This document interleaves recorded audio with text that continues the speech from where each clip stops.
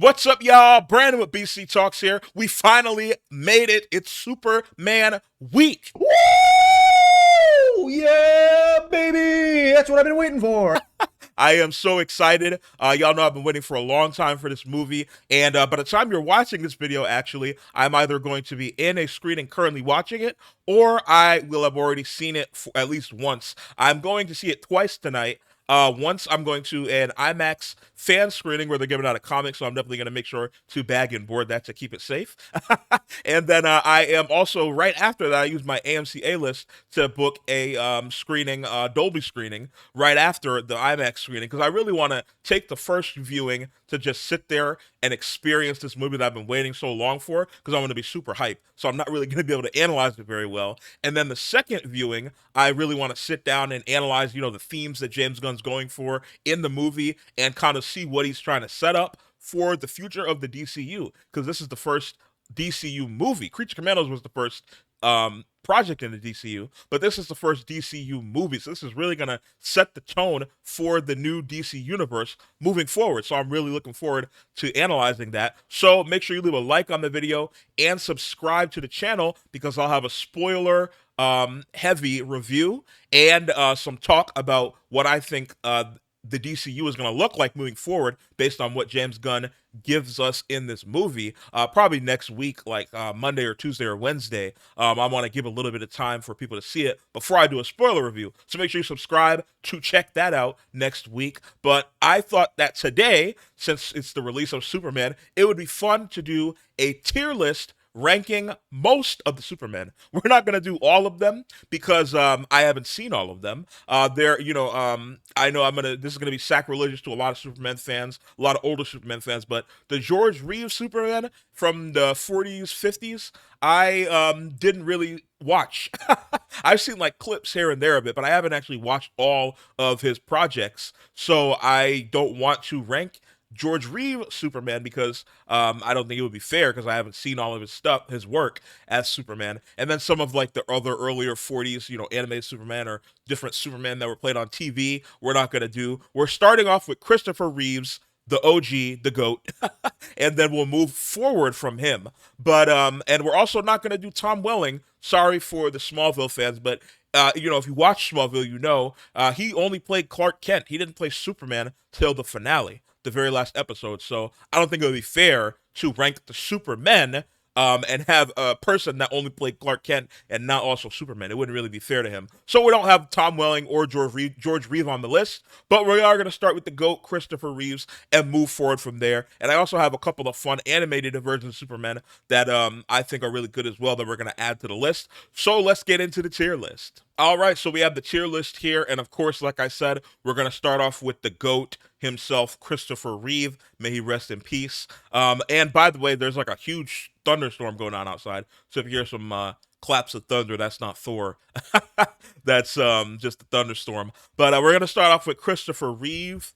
There's not much there's not much you need to say about Christopher Reeve. Everyone knows Christopher Reeve. He was really a lot of people's first impression of Superman, and he was the gold standard for Superman. He really set the tone for how Superman or how people perceive Superman, both in media, in the animated shows, and even in the comics. He kind of changed the way they approached Superman as well, and Clark Kent in the comics and in most other Superman media. And Christopher Reeve, he appeared in 4 Superman movies, 5 if you count the Donner cut, as well as a posthumous cameo in 2023's The Flash in the Crisis on Infinite Earths scene.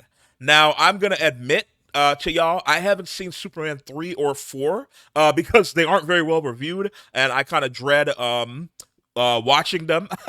I have seen Superman 1 and 2 though, and so this is not based on his breadth of work, and I really don't think that that Superman 3 and 4 are kind of his fault. There was a lot of things going on with those movies. So, but even with those movies, just the general aura and vibe of Christopher Reeve and what he did for the character of Superman puts him firmly in the S tier for me is no question. Christopher Reeve is the gold standard. He is the S tier Superman. The first Superman movie in 1978 really was one of the first comic book movies that was taken seriously and showed that you could make a theatrical, dramatic, and fun movie out of a comic book character. So even past all the stuff that Christopher Reeve did for the character of Superman, he really showed that you can take a comic book character seriously because comic book characters were kind of jokey and comic booky and not taken as seriously in media. But the first Superman movie really showed that you could do like a theatrical, well done movie with like very popular actors as well in a comic book movie.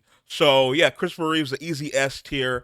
May he rest in peace as well. And yeah, that's not a very hard choice to rank Christopher Reeve in the S tier. Next up, we have Brandon Routh. Now, I will admit as well, I haven't watched Superman Returns in a very long time, probably since close to when it came out.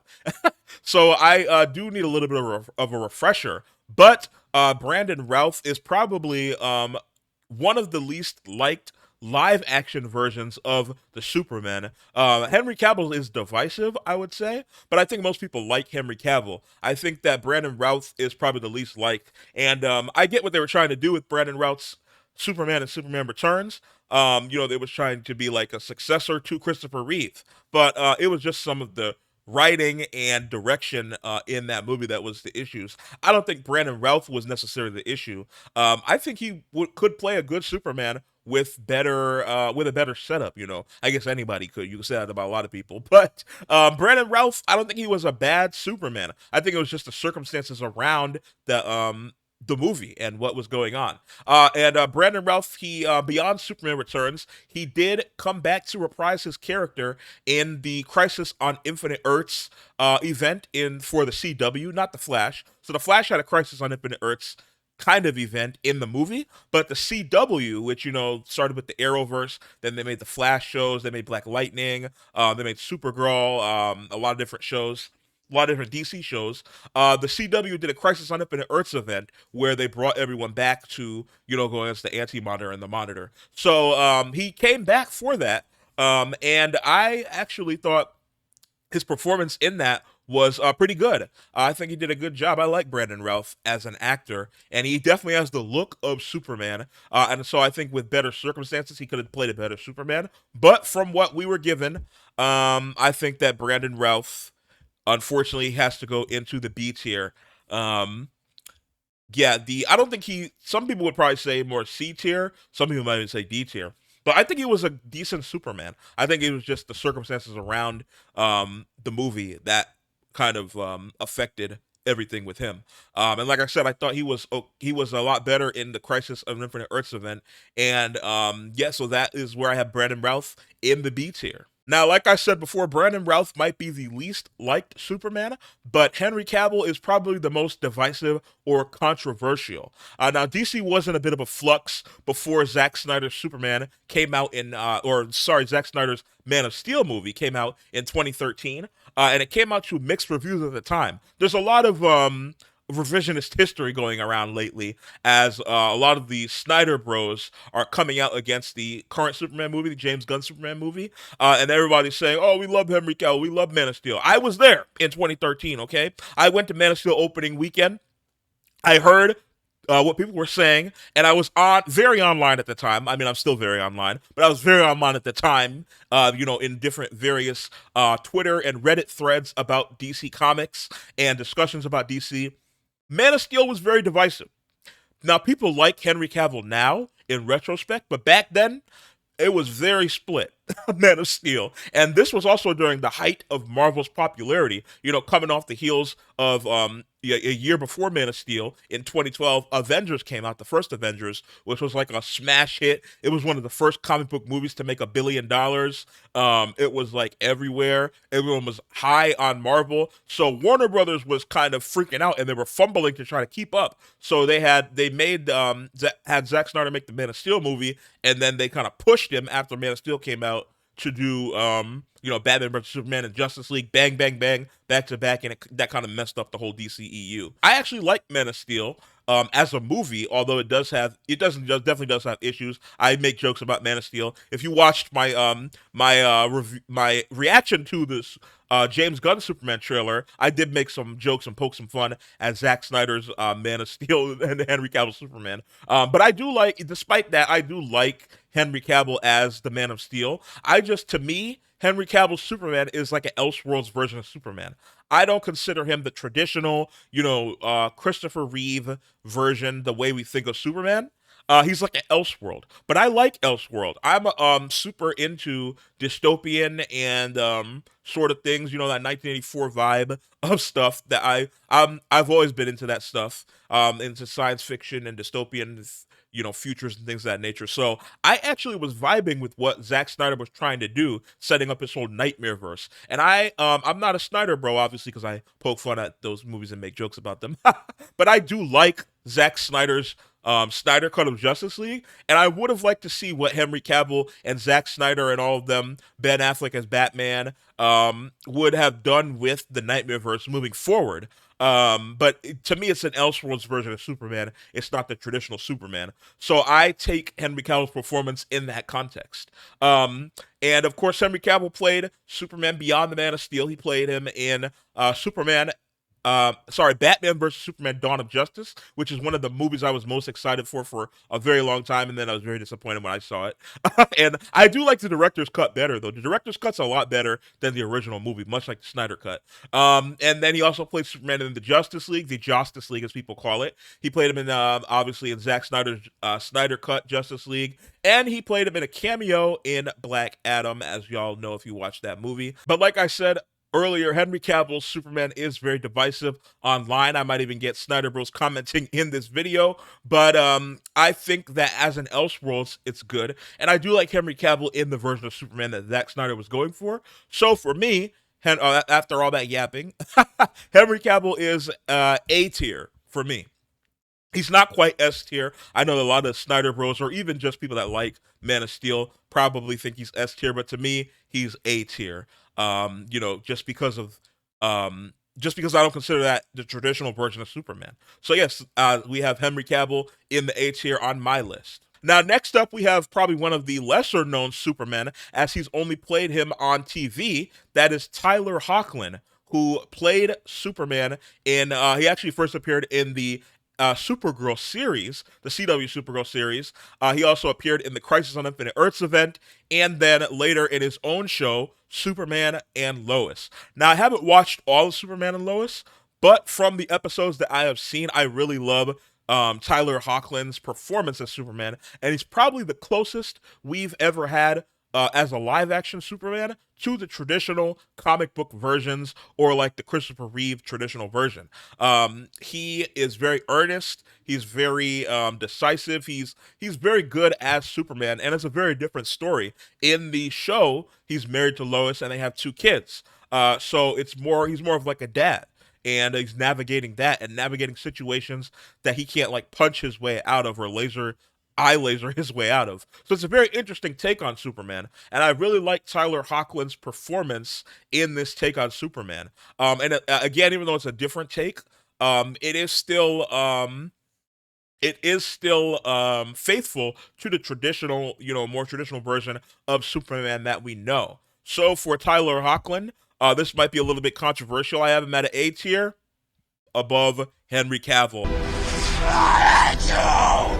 I know this is gonna break some of y'all hearts. Some of the Snyder Bros might come after me, but to me, just because Tyler Hoechlin's Superman is more of the traditional Superman, that's why I give him a slight edge over Henry Cavill. Now, if Henry Cavill had the chance to play a more traditional Superman, like he's talked about he's wanted to, then that would probably put Henry Cavill in the S tier behind Christopher Reeve. But we can only go with what we've been given, and what we've been given is a different Henry Cavill. So I have Tyler Hoechlin just slightly edging out Henry Cavill. Now, the difference between them is obviously Tyler Hoechlin only played him on TV.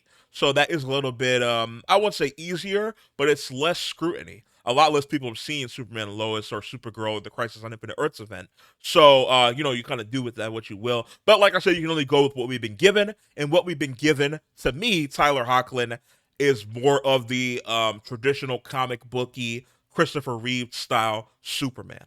So that's why I have him in A tier, just slightly above Henry Cavill. Next up, we have one of my favorite Supermen. That is Superman from Superman the Animated Series. That's where he originated in the 1996 Superman Animated Series, where he was voiced by Tim Daly and then was later replaced by George Newbern in the 2001 Justice League and Justice League Animated Series. Now, even though it's two different voice actors, it is the same Superman across those animated shows in the Bruce Timm, Paul Dini universe. It was just due to scheduling conflicts with Tim Daly that he couldn't come back to reprise his role as Superman in the Justice League and Justice League Unlimited animated show, so they got George Newbern. But it is still the same Superman. And the voice you can't. At least to me, I haven't. I need to go back and watch maybe, but to me, you couldn't really tell. But again, I was like a kid, so I wouldn't have known anyway. But I grew up on the Batman and Superman animated series, which then went into the Static Shock animated series, the Justice League and Justice League Unlimited series, and then the Teen Titans Cartoon Network series. So that is what got me into superheroes, and then later got me into comic books later on in life. So this Superman has a special place in my heart because he was the Superman of my childhood. To me, this Superman is like the Christopher Reeve to older Superman fans. This is my Superman, the animated Superman, and there's a lot of great moments. If you haven't watched the Justice League animated series or the Superman Batman animated series, though there's a lot of great moments with Superman in those series. Way too many to name. If you go back, you can go on YouTube and watch all the great moments with that Superman. To me, this is like the definitive version of Superman. And so for me, the animated series Superman is a S tier. Now I can't put him above Christopher Reeve because Christopher Reeve's obviously the GOAT. But it's an easy S tier just after Christopher Reeve for me. And lastly, we have a Superman that is a bit newer that you might not be familiar with. This is another animated Superman. This is the Superman from My Adventures with Superman, which is an animated series on HBO Max that just finished its second season earlier in the year. This Superman is voiced by Jack Quaid, who has kind of exploded over the past couple years. You may know him as Huey from The Boys, but he's been on a lot of different projects over the past 3-4 years. It's animated by Studio Mir, who did the Legend of Korra series, which is the second Avatar Airbender series. They also did some of the Boondocks, some of the later seasons of the Boondocks, as well as X-Men 97, just to name a few of the projects they've animated. So Studio Mir is a very well-respected, large Korean animated studio, and they did this show. So the animation in the show is really good. I really like the animation in this show. And Jack Quaid as Superman in this show, I think he's very earnest and very believable as Clark Kent and Superman. I particularly love his Clark Kent. If you like that bumbling sort of that Christopher Reeve style Clark Kent, you definitely get that in here. Obviously, it's animated, so it's kind of notched up a bit. But I really like his Clark Kent in this, and his Superman isn't like all powerful. He's just starting out, so he's learning his powers. And they did like some very interesting things with Zor-El, his father, and how the ship works, and kind of the alien technology and everything. And I really like what they did in the second season with Supergirl as well. I'm really looking forward to seeing how that works out. But and also to touch on the relationship between Jimmy and Lois and Clark Kent, that's a very good dynamic in this as well. So yeah, it's a really great animated show. If you haven't watched it, I definitely recommend it. Like I said, the second season just finished earlier in the year, like in May or March or something. Yeah, it's a very good animated show on HBO Max. And for me, this Superman is A tier behind Tyler Hoechlin. I really like the Superman, and he has the potential to move up as well for me if the seasons of the show continue to be as good as they have been. So yeah, that is my version with Superman version of Superman in the A tier. And that is going to do it for my rankings of most of the Supermen. Make sure you leave a like on the video and subscribe to the channel for more comic book and pop culture talk, and so you can stay up to date on the upcoming spoiler-heavy review of the movie, which will come out some point next week, as well as my thoughts on the future of the DCU and what James Gunn might be setting up. All sorts of predictions. I really can't wait. That's going to be a fun video. So make sure you subscribe for that, and I will see y'all another day.